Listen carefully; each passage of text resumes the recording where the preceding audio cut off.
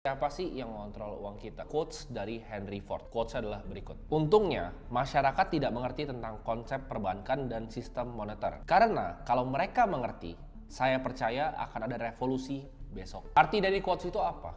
Bahwa masyarakat itu punya pengetahuan yang sangat cetek terhadap apa? Terhadap sistem moneter kita, terhadap sistem keuangan kita, terhadap sistem central banking dunia. Kita kasih contoh pakai US dollar. US dollar itu kan di print karena kita tahu bahwa untuk ngeprint uang aja itu kan ada value-nya pasti, ada butuh uang untuk ngeprint uang. Dari setiap 10 dolar note itu mereka harus keluarin uang senilai 3 sen. Jadi harga untuk print uang, karena uang cuma ada dua, antara dia formatnya kertas atau formatnya koin. Untuk yang kertas, setiap 10 dolar note di US itu butuh 3 sen. Konsekuensi dalam ngeprint uang dalam jumlah yang banyak tentunya ada, yaitu inflasi. Nah, ini beberapa negara yang udah terjadi sebenarnya, seperti contohnya Argentina, Venezuela, dan kita lihat juga di Zimbabwe. Jadi uang itu di sana udah digambar-gambar, dibuang-buang di jalanan, orang pakai gotong-gotong, pakai truk. Kenapa? Karena uang itu udah nggak ada artinya ketika udah terjadi namanya hyperinflation. Tapi kita harus tahu siapa sebenarnya yang mengontrol semua uang ini. Ini dimulai sejarahnya tahun 1694. Salah satu banker jenius bernama William Patterson itu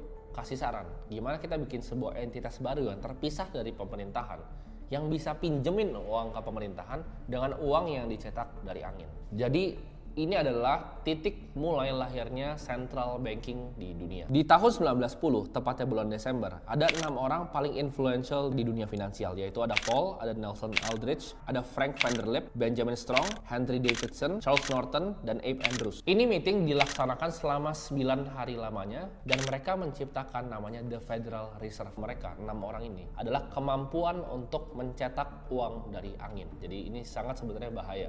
Gak cuma mencetak uang dari angin, tapi meminjamkannya ke pemerintahan Amerika dengan mendapatkan bahkan bunga lagi. Ini sebuah sistem yang menurut gue pribadi itu bisa membuat ketidakstabilan sosial yang sangat tinggi, bisa bikin ekonomi itu dibikin roller coaster. Mereka bisa kapan maupun mereka mau, mereka merubah keputusan mereka untuk market itu turun, untuk market itu naik, untuk ngeprint uang. Jadi semuanya itu mereka yang kontrol dunia ini. Dimana kalau kita perhatiin, setiap krisis orang miskin akan makin miskin dan orang kaya akan makin kaya. Ini akan membuat kesenjangan sosial yang tinggi di semua bagian dari dunia.